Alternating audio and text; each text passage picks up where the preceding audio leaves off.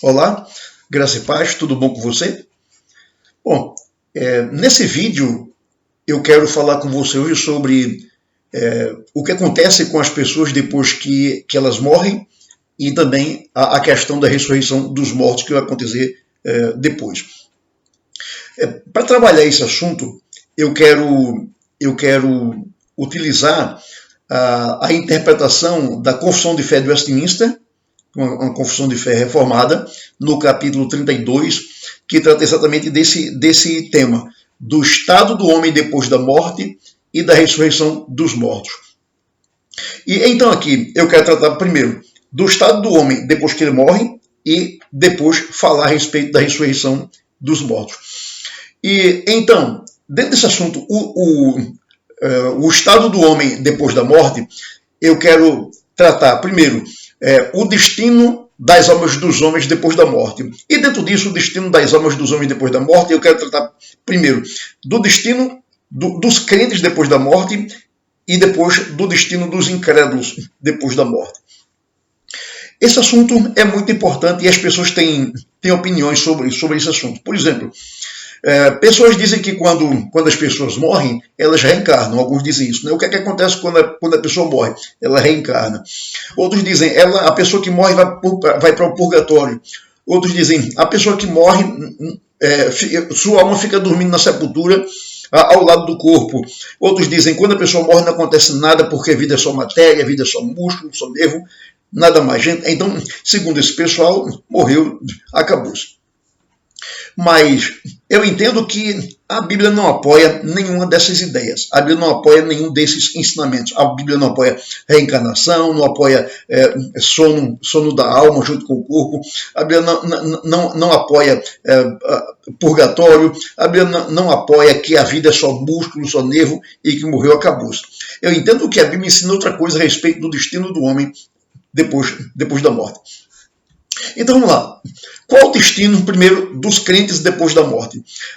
Para explicar isso, eu quero trazer exatamente a seção primeira da Confissão de Fé de Westminster, que diz assim: as almas dos justos, daqueles que são crentes em Jesus, que tiveram seus pecados perdoados, que já são salvos em Cristo, a alma dos justos, sendo então aperfeiçoadas na santidade, são recebidas no mais alto dos céus, onde vem a face de Deus em luz e glória, e esperando a plena redenção dos seus corpos.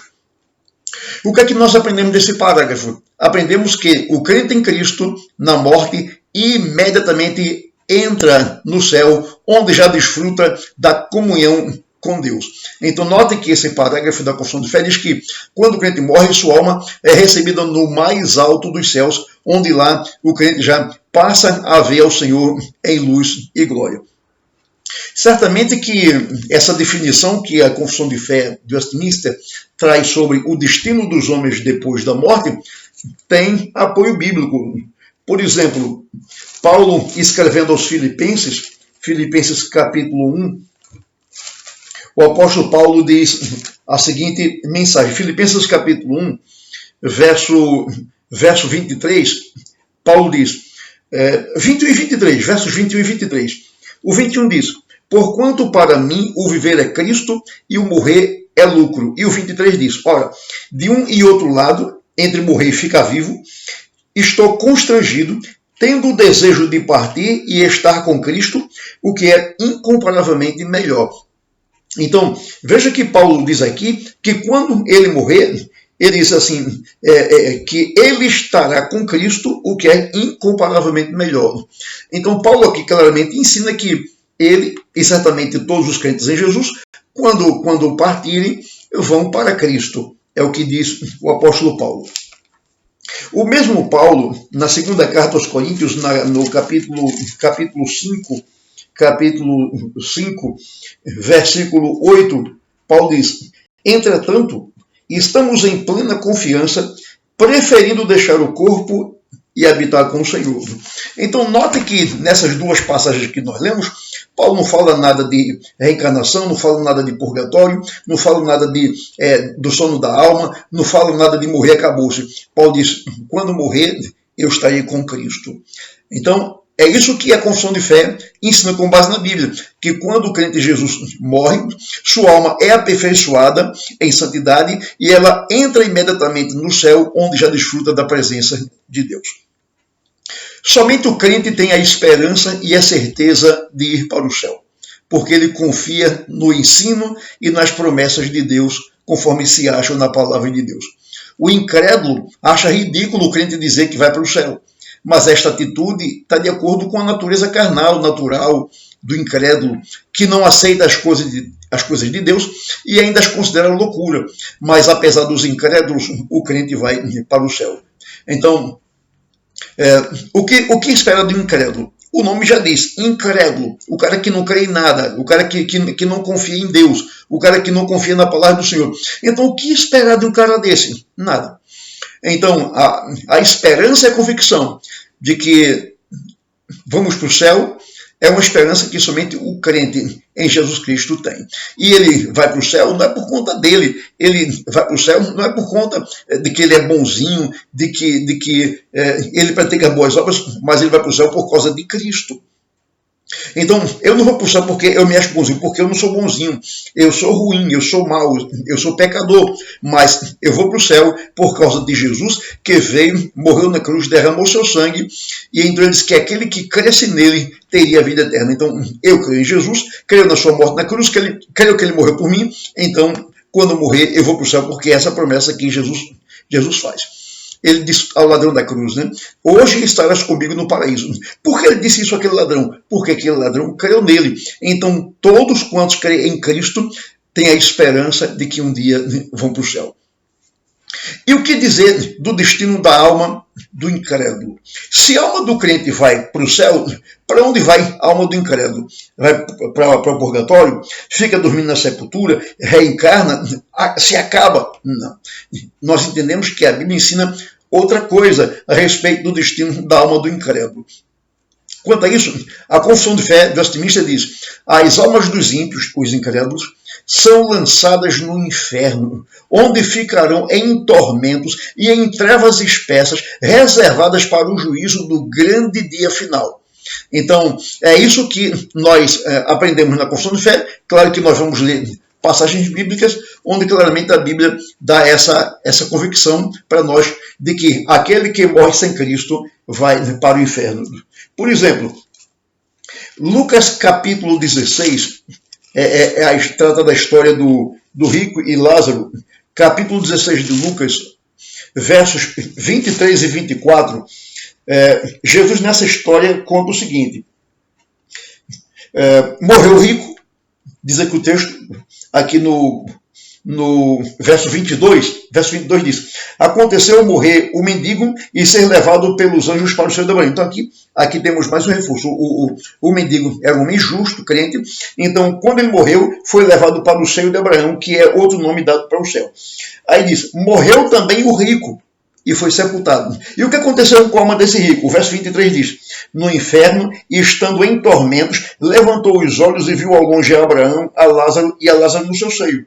24. Então clamando disse: Pai Abraão, tem misericórdia de mim, e manda Lázaro que molhe em água a ponta do dedo e me refresque a língua, porque estou atormentado nesta chama. E certamente o contexto dessa passagem nega que Lázaro tenha levado água para o homem rico no inferno.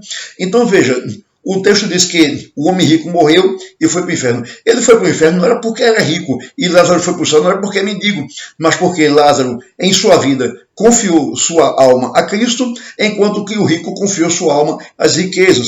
Então ele era um homem avarento, dedicado ao dinheiro, dedicado à riqueza, dedicado aos prazeres dessa vida, e negligenciou o destino de sua alma. Então, essa é a razão por que aquele homem foi para o inferno.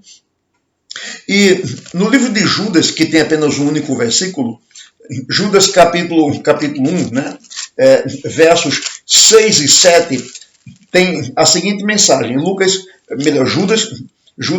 versos 6 e 7, diz assim: E a anjos os que não guardaram o seu estado original, mas abandonaram o seu próprio domicílio, ele tem guardado sob trevas em algemas eternas para o juízo do grande dia.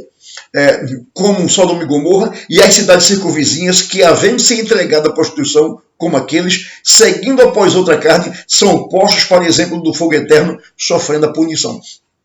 Então, o texto aqui menciona anjos rebeldes, que são lançados no inferno, e menciona os habitantes de Sodoma e Gomorra e de outras nações circunvizinhas que se entregaram à prostituição, que se entregaram ao pecado, também foram jogados no inferno. Então, nós entendemos que o destino do ímpio, da alma do ímpio, quando ele morre, é exatamente o inferno, o lugar de tormento eterno. É um triste fim o que os ímpios, o que os incrédulos terão. Eles escolheram viver uma vida de impiedade, uma vida de pecado, uma vida longe de Deus, e como consequência, castigo e punição é o que eles terão no inferno. A Confissão de Fé de Westminster vai mais além e diz: além destes dois lugares, céu e inferno, destinados às almas separadas de seus respectivos corpos, as Escrituras não reconhecem nenhum outro lugar. Ou seja, a Bíblia não reconhece a doutrina do purgatório. O purgatório como sendo um lugar entre céu e inferno para onde algumas pessoas vão. A Bíblia só reconhece céu e inferno. Então, o ensino da Bíblia sobre o destino das almas dos homens é: se ele é crente, vai para o céu, paraíso ou céu de Abraão. São três termos que indicam o mesmo lugar. Não é que céu é uma coisa, paraíso é outra e céu de Abraão é outra coisa. São três nomes distintos para um mesmo lugar.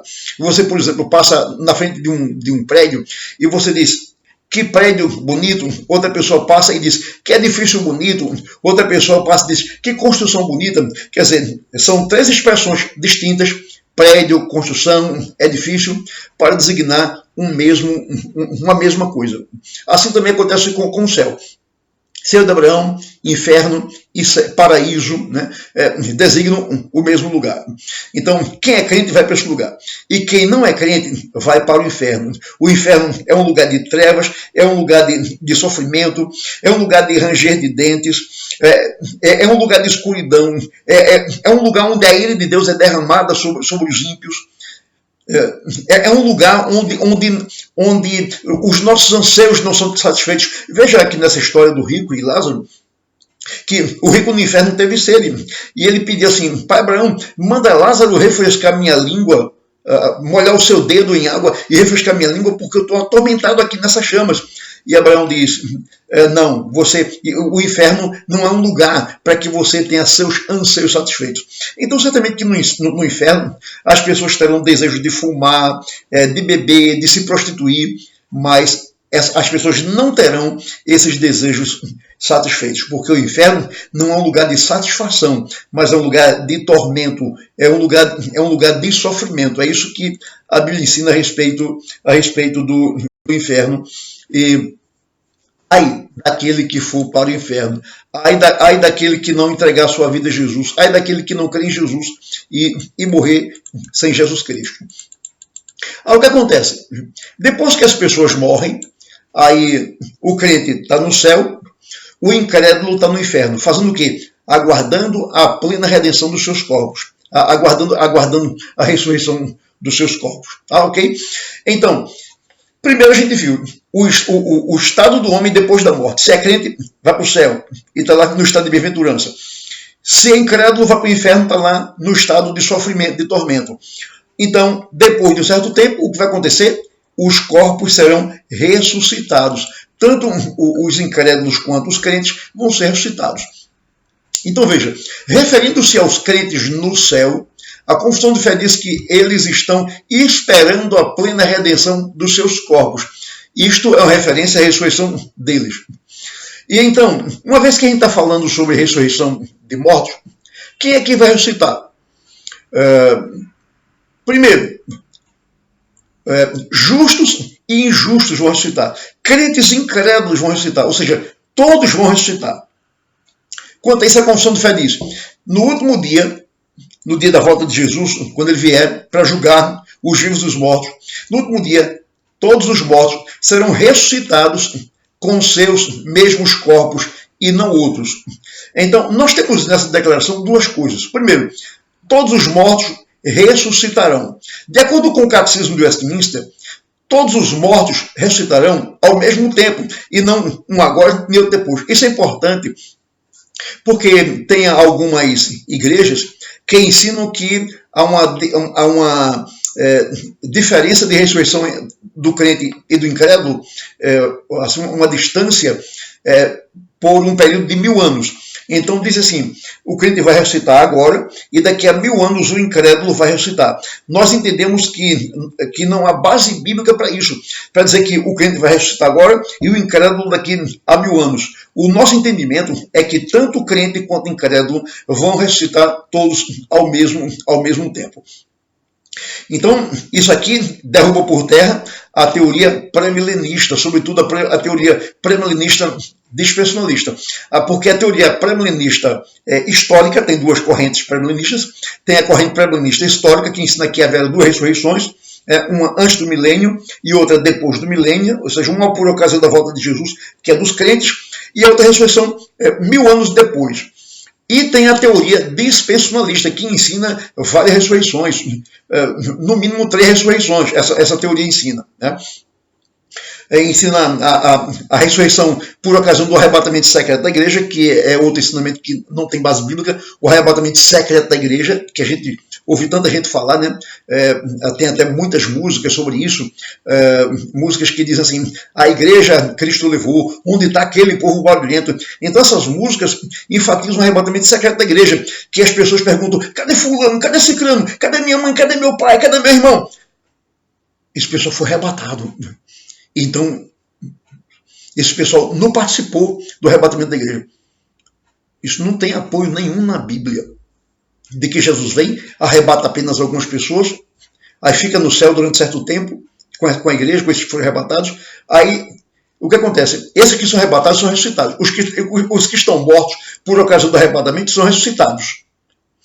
Aí fica lá, eles ficam com Cristo lá no céu um certo tempo. Aí, quando Jesus voltar, aí o que acontece? Quando eles são arrebatados, tem a grande tribulação, aí muitos morrem por conta de sua fé em Cristo durante a tribulação. Aí quando Jesus voltar, muitos desses que creram em Cristo na tribulação vão ser ressuscitados. Então é a segunda ressurreição. Então veja, uma ressurreição por ocasião do arrebatamento, uma segunda ressurreição por ocasião da volta de Jesus. Aí Jesus vem e estabelece o milênio, que dura 1000 anos, aí depois do milênio vem a terceira ressurreição, que é a ressurreição dos incrédulos. Não tem isso na Bíblia não, viu? Você está ouvindo isso por aí? Você está ouvindo isso por aí? Tem muita gente ensinando isso por aí, sobretudo igrejas pentecostais. Essa é uma doutrina chave, por exemplo, da Igreja Assembleia de Deus e de todas as igrejas pentecostais que ensinam isso aí. Né? 3 ressurreições, no mínimo. Né? E algumas igrejas históricas ensinam 2 ressurreições, 2. Uma por ocasião da volta de Jesus e outra depois de 1000 anos, quando Jesus estabeleceu aqui o reino de 1000 anos. Entendemos que a Bíblia não dá margem para isso. O nosso entendimento é que quando Jesus voltar, ele vai ressuscitar todos os mortos, todos, e todos os crentes vão morar com ele no céu, e não apenas alguns. Então veja, todos os mortos vão ressuscitar, e não apenas alguns, e não haverá uma ressurreição dividida por um espaço de 1000 anos. A segunda coisa aqui, os mortos ressuscitarão com os mesmos corpos. Esses corpos terão qualidades diferentes, porém terão a mesma identidade. A ressurreição dos crentes significará a plena redenção dos seus corpos, enquanto a ressurreição dos incrédulos significará a desonra e a vergonha, pois serão ressuscitados para experimentarem no corpo e na alma a destruição eterna. Veja, por exemplo, João capítulo 5, versos 28 e 29, o que Jesus fala a respeito da ressurreição. João capítulo 5, 28 e 29, ele diz, não vos maravilheis disto, porque vem a hora em que todos os que se acham nos túmulos ouvirão a sua voz e sairão. E os que tiverem feito o bem para a ressurreição da vida, e os que tiverem praticado o mal para a ressurreição do juízo. Então, ao mesmo tempo, alguns para a ressurreição da vida, outros para a ressurreição do juízo. Aqui não tem nada de, primeiro, uns ressuscitam para a vida, 1000 anos depois, outros para a ressurreição do juízo. Tem nada disso. Eles vêm ao mesmo tempo, porém, eles terão destinos diferentes. Uns para a vida e outros para o juízo. Também Atos capítulo 24, e o verso 15, diz assim a palavra do Senhor. E a respeito de capítulo 24, versículo 15, fala assim: tendo esperança em Deus, como também estes a têm, de que haverá ressurreição tanto de justos como de injustos.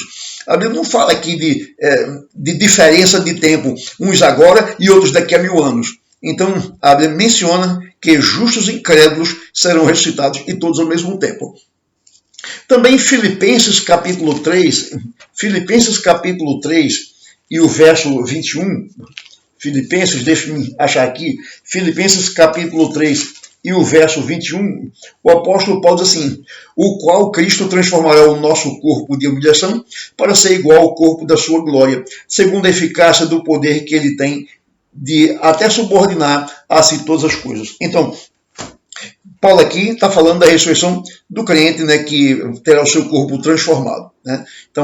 Então, o que é que vai acontecer com o corpo do crente? Ele terá um corpo transformado e um corpo adaptado para gozar da vida eterna. O que vai acontecer com o incrédulo? Ele vai ter um corpo também adaptado para ser castigado eternamente no inferno. E nunca mais o incrédulo vai morrer. Então, nós seremos ressuscitados com o mesmo corpo. Com o mesmo corpo. Certamente que haverá alguma diferença no corpo, mas a identidade é a mesma. A diferença porque, no caso do crente, ele vai ter um corpo glorioso, vai ter um corpo incorruptível, vai ter um corpo imortal, mas a identidade é a mesma. Eu serei ressuscitado, Então, o meu corpo da ressurreição não estará mais sujeito à velhice, à dor, à doença, nem à morte. E o incrédulo, a Bíblia diz pouco sobre a natureza do corpo do incrédulo. O que a gente sabe apenas que será um corpo que vai perdurar para sempre, que vai ser adaptado ao sofrimento no inferno.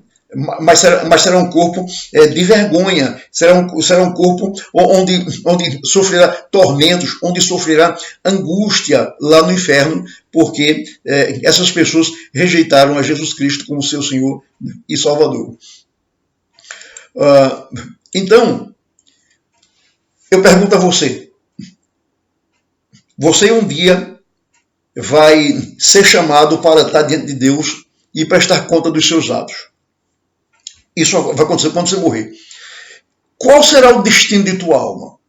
Você vai ser destinado ao céu ou você vai ser destinado ao inferno? Você terá o mesmo destino do mendigo que foi para o seio de Abraão, ou você terá o mesmo destino do rico que foi para o inferno, onde padeceu a vida toda? Qual será o destino de tua alma? Para que você tenha certeza de que tua alma não vai para o inferno, mas vai para o céu, é preciso que você reconheça que você é um pecador, que você tem um coração pecaminoso. E é preciso que você reconheça que você precisa de Jesus Cristo. Então é preciso que você se arrependa dos seus pecados e que você confesse Jesus como teu Senhor e Salvador.